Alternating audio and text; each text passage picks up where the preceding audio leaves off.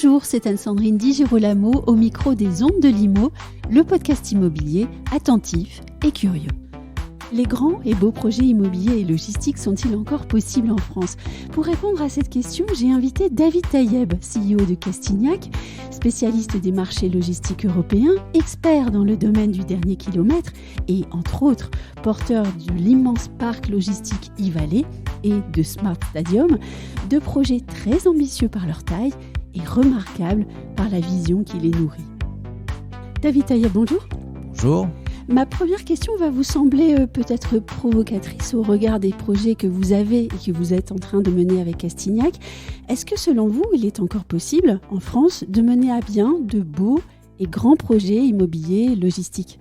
Oui, et bien sûr. Et plus encore maintenant, parce que si vous voulez, le marché demande des projets avec du service et donc des grands projets. Et donc, sincèrement, c'est ma vocation, c'est ce que j'aime faire. Et la France le mérite. Vous dites que la France le mérite, pour autant elle produit beaucoup de contraintes sociétales, légales, administratives. Comment en faites-vous votre affaire ? Je vous confirme que c'est la partie la plus complexe du dossier. Maintenant, c'est beaucoup de persévérance, beaucoup de volonté, d'assiduité pour y arriver, mais ça fait partie des choses que nous devons avoir en tant qu'entrepreneurs. J'aimerais que nous évoquions le parc logistique e-Valley, là où notamment, mais pas seulement, la Redoute a installé un nouvel entrepôt pour accompagner la croissance de ses activités sur le segment de la décoration et de la maison. e-Valley, c'est combien de mètres carrés et pour quels investissements ? Alors, c'est combien de mètres carrés ? C'est 3 200 000 mètres carrés de terrain et aujourd'hui, un permis purgé de 550 000 mètres carrés et nous continuons à développer une phase 2 du permis on espère encore 250 000 mètres carrés. C'est un projet très conséquent, y compris à l'échelle de l'Europe. C'est très conséquent. D'ailleurs, Je crois que c'est le plus grand projet logistique en Europe. Et en plus, nous sommes vraiment à côté du canal Seine-Nord. Donc, qui rend le projet encore plus ambitieux et plus important. Quelle est l'histoire de e-Valley et puis aussi quelle est la spécificité de ce projet ? Alors, c'est une longue histoire qui a commencé il y a une dizaine d'années. Sur lequel je voulais, pour faire un projet justement ambitieux, d'un grand parc e-logistique, parce que je croyais depuis 2012-2011 fortement à la e-logistique, au e-commerce. Et donc, je voulais accompagner le e-commerce avec la logistique qui était adaptée. Et il me fallait un grand terrain pour ça. Donc, j'ai parcouru un peu la France pour trouver un grand terrain, néanmoins à un prix correct sur le marché, en tout cas adapté pour le projet. Et grâce à la même période, le président Sarkozy avait arrêté certaines bases militaires et donc je me suis orienté sur ce type de terrain et c'est vrai que c'était le parcours du combattant pour y arriver car il y a de multiples embûches si vous voulez parce que c'est vraiment quelque chose d'important et complexe parce que si vous voulez ça demande de l'aménagement, ça demande de l'immobilier, ça demande de la pollution, la dépollution, tout ce qui est possible dans tout le parcours complet de l'immobilier. Vous avez dit « je voulais un projet ambitieux ». Pourquoi à ce moment-là de votre carrière d'entrepreneur, vous vouliez passer à quelque chose d'ambitieux alors que vous avez l'habitude des grands projets ? Alors, pour une raison très simple, parce que j'ai ressenti l'ampleur que pouvait avoir le e-commerce et il fallait un projet aussi important pour pouvoir les accueillir. En tout cas, accueillir leur développement futur, présent et futur. Et donc, j'étais un peu, si vous voulez, en avance sous cette vision du e-commerce que tout le monde n'avait pas à l'époque. Et donc, j'ai fait ce projet ambitieux et sincèrement, les élus locaux m'ont tous suivi sur ce projet. Il y avait sur ce même terrain plusieurs projets de mobilité, je pense qu'il y avait des ballons dirigeables, il y avait beaucoup de choses sur place, mais les élus m'ont tous suivi à l'unanimité et ne le regrettent pas aujourd'hui sur ce projet logistique du e-commerce et un parc logistique avec du service, de la formation et tout ce qui s'ensuit. On n'a pas parlé des spécificités ou des avancées que ce projet a permis de mettre en place aussi. Alors, les avantages de ce projet sont les suivants.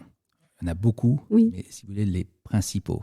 Les principaux, c'est la flexibilité. C'est-à-dire que vous pouvez rentrer sur le site, prendre une cellule de 6 000 m² et au fur et à mesure de votre évolution, de votre chiffre d'affaires et vos besoins, passer à 12 000, 20 000, ce que vous avez besoin, augmenter puisqu'il n'y a qu'un seul propriétaire et vous pouvez louer au fur et à mesure des constructions ce que vous avez besoin, donc grandir avec le même management, les mêmes équipes et développer vraiment à fond à fond votre activité. Non pas vous occuper de la partie immobilière, vous occupez que de votre activité, de l'ambition que vous avez sur votre activité.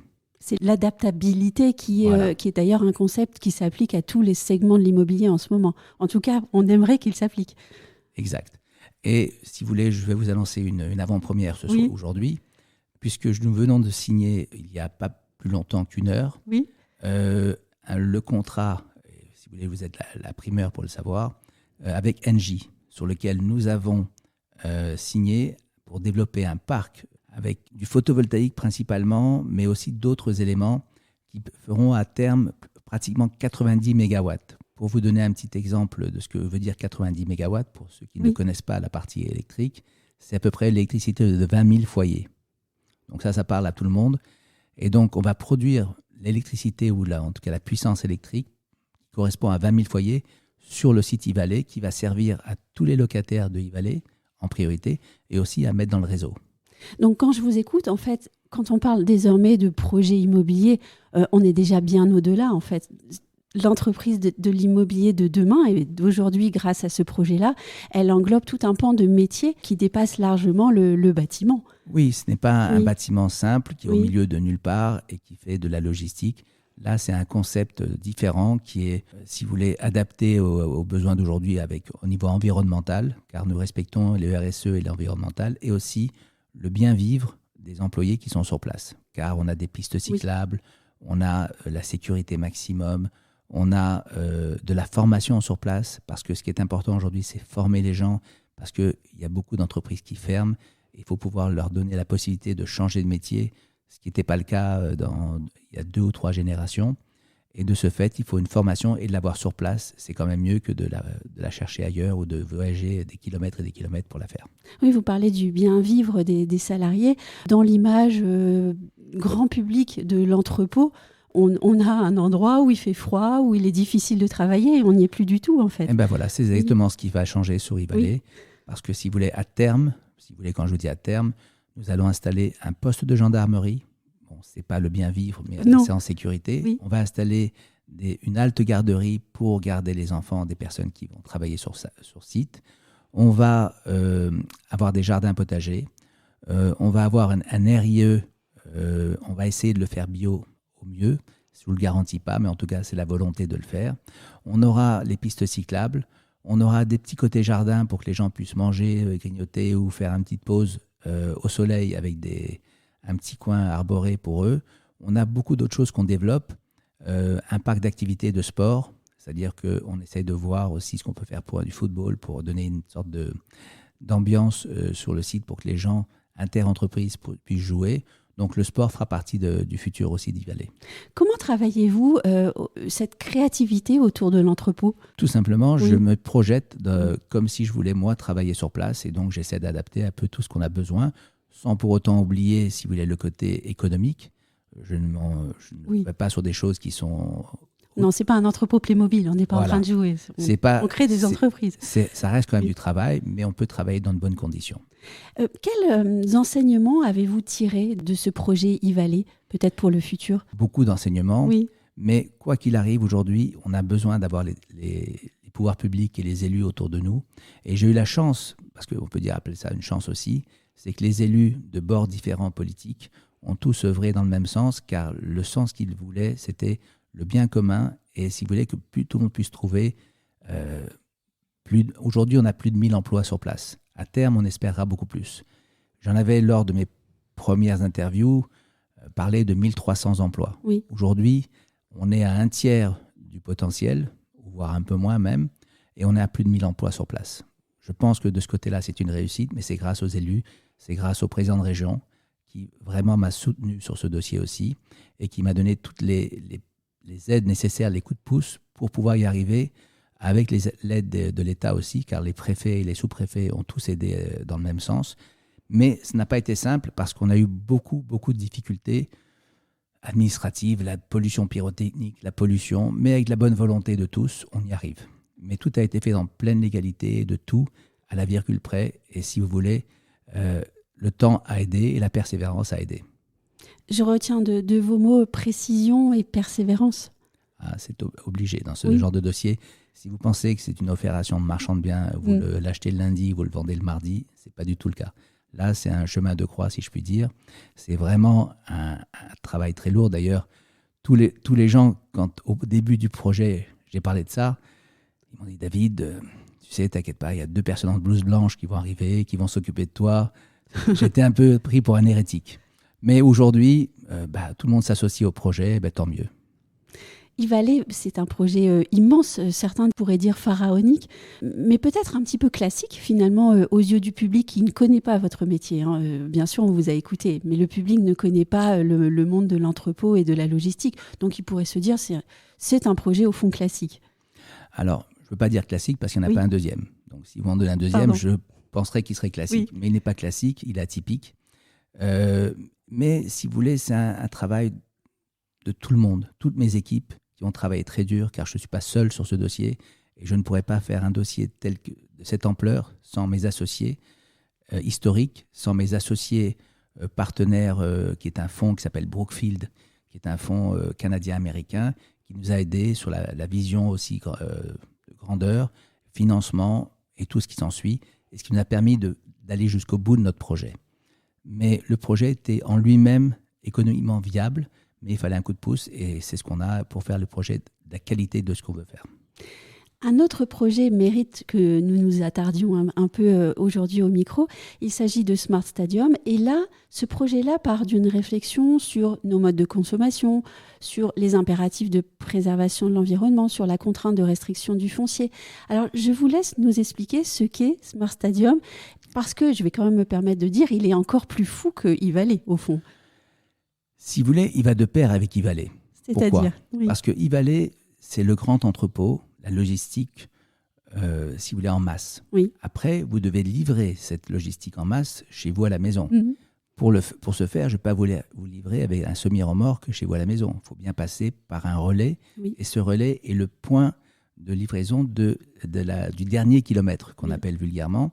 Mais c'est ce qui permet de ce point-là de vous livrer votre petit colis, votre petit paquet chez vous à la maison par des modes, on va dire, écologiques ou bien perçus, soit en électrique, soit en hydrogène, soit en vélo, soit dans toutes ces possibilités-là. Je pense que dans le futur, il y en a encore d'autres qui vont se développer. Mais c'est ce dernier kilomètre que j'essaie de trouver par on s'appelle Smart Stadium. Pourquoi ? Parce que si vous voulez, au jour d'aujourd'hui, dans toutes les grandes villes, vous n'avez plus de terrain disponible. Pourquoi ? Quand il y a un terrain disponible, il est pris par un promoteur de logement ou un promoteur de bureaux qui, lui, va construire ses bureaux, ses logements. Et c'est normal, c'est l'activité normale. Mais il y a des choses un peu différentes des stades de foot qu'on a vus dans toutes les villes. C'était le point commun de toutes les villes. Et notre but, c'était de rehausser ces stades, de maintenir ce côté sportif et pour les habitants de la ville et d'en faire en sous-sol ou en rez-de-chaussée, de faire du dernier kilomètre qui ne dérangeait pas ou dérangeait le moins possible les habitants puisque c'était en mode écologique. Vous savez que le véhicule électrique n'a pas de vocation de faire beaucoup de bruit. Des fois, on fait même du bruit pour rappeler qu'il y a un moteur, mais il n'y a pas de bruit réellement. Donc, si vous voulez, ça se prête bien pour du dernier kilomètre. Comment vous est-elle venue l'idée d'entasser, si je peux dire, les strates entre les niveaux sportifs et puis d'autres choses, la logistique, peut-être aussi vous savez, les magasins et d'autres choses. Depuis les années 70, je pense qu'on dit en France, on n'a pas de pétrole, mais on a des idées. Oui. Et là, on n'a pas de terrain, mais on a des idées. Donc, on cherche des idées pour essayer de trouver des solutions à nos problèmes. Parce que des problèmes, il y en a, mais il faut trouver des solutions qui vont avec. Mais quand même, elle est venue comment, cette idée-là ? Alors, l'idée est venue que j'ai trouvé que c'était dans toutes les villes le seul terrain qui était plat et disponible et non pris par les promoteurs. Et donc, si vous voulez, j'essaie de trouver une solution. La solution était ce que je vous ai dit de Smart Stadium. Néanmoins, comme c'est quelque chose d'innovant et qui n'est pas dans le plan local d'urbanisme classique, mécaniquement, c'est compliqué à expliquer ce dossier-là et de faire une division en volume, de faire une séparation entre le domaine public et le domaine privé. Et c'est là toute notre démarche pour essayer d'y arriver. On va y arriver, ça prend du temps, beaucoup plus de temps que ce qu'on pensait, mais on ne lâche pas. La persévérance, comme je vous ai dit, fait partie de nos qualités ou de nos défauts. Et comment est-ce que vous vous confrontez, alors par exemple, au plan local d'urbanisme? C'est la négociation, les élus doivent comprendre que c'est un plus pour la ville, c'est un plus pour les habitants. Et donc, à partir de ce fait, on passe le cap de la ville, après le cap de l'administration, après on passe le cap des avocats, après on passe l'étude de sol, après on voit la banque, après on voit tout ça. C'est tout un périple, un long chemin.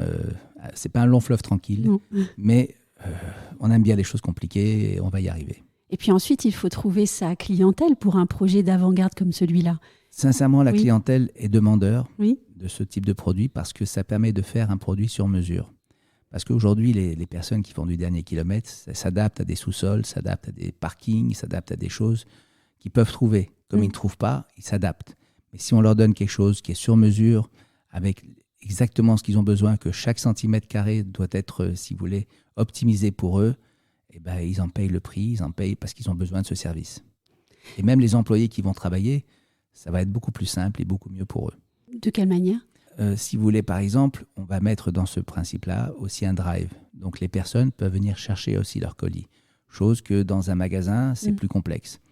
Ou dans un relais colis, c'est un peu plus complexe parce qu'il faut se garer. Il faut ça. Là, c'est comme un drive. C'est comme vous allez dans certains restaurants rapides et vous prenez un drive, vous restez dans votre voiture, vous prenez votre paquet, vous partez. Donc on est le côté pratique pour les employés et ça fait des kilomètres en moins pour les tournées. Ça optimise un peu la personne qui rentre tard le soir. Bref, il y a beaucoup d'avantages. Il m'intéresse de savoir comment vous, l'entrepreneur, vous décidez que ce projet-là, et pas un autre, fera l'objet de toutes vos attentions, toute votre énergie, et qu'il prendra une part importante même dans le développement de l'entreprise.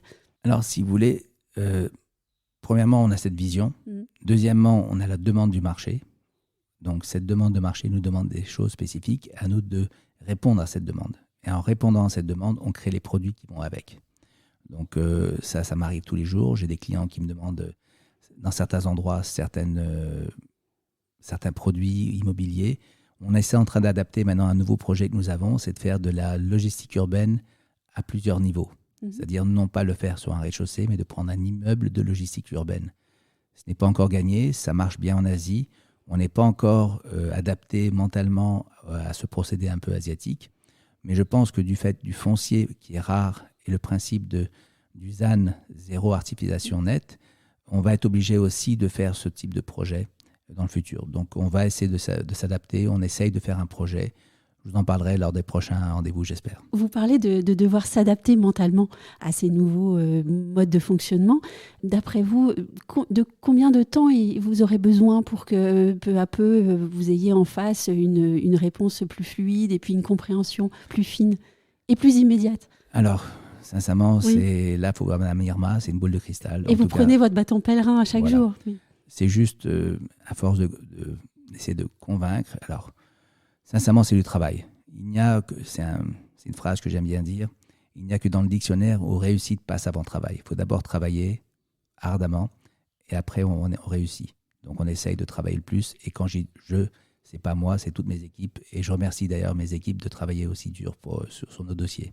Car sincèrement, ils sont toujours présents et des fois je les appelle à 11h ou minuit. Ils sont toujours disponibles pour nos projets parce qu'ils sont motivés par nos projets, parce qu'on a une réussite. Et sincèrement, j'admire mes collaborateurs parce que moi, je suis motivé parce que je l'ai créé, mais il faut qu'aussi les collaborateurs puissent suivre avec cette même motivation. Vous avez parlé de la logistique urbaine telle qu'elle est développée en Asie. Est-ce à dire que nous sommes en retard ? On n'est pas en retard. On s'adapte à notre pays, à notre besoin. Alors, comme ça devient de plus en plus rare, on s'adapte et on prend exemple sur d'autres pays, chaque chose. En France, on vient prendre des exemples sur certains produits de luxe et autres. Dans d'autres pays, nous, on prend des exemples sur des pays autres, sur d'autres manières de distribuer qu'ils ont. Ça a été de tout temps et on a un monde et chacun a ses idées. Et le but, c'est justement d'avoir un monde meilleur et de prendre les bonnes idées partout. Et la création est toujours venue de l'inspiration, au fond. Oui, je suis d'accord. J'ai une dernière question un peu plus personnelle. Si vous aviez en face de vous le jeune David Taïeb, celui qui n'a pas encore rêvé Smart Stadium, par exemple, qu'est-ce que vous lui diriez ? Continue et essayons de vivre jusqu'à 120 ans, comme ça on aura plus de projets. Et on espère, je pense, à terme, vivre le plus longtemps possible. Et moi, si vous voulez, j'essaie de passer ça à mes enfants aussi. Et d'ailleurs, je travaille avec ma fille et mes 2 filles qui sont avec moi. Et j'amène mes deux garçons bientôt aussi. Donc, si vous voulez, mon but, c'est de transmettre aussi aux générations futures cette même envie d'entreprendre, envie de réussir et envie de faire de grands projets pour un pays qui le mérite. Un grand merci, David Taïeb. Merci.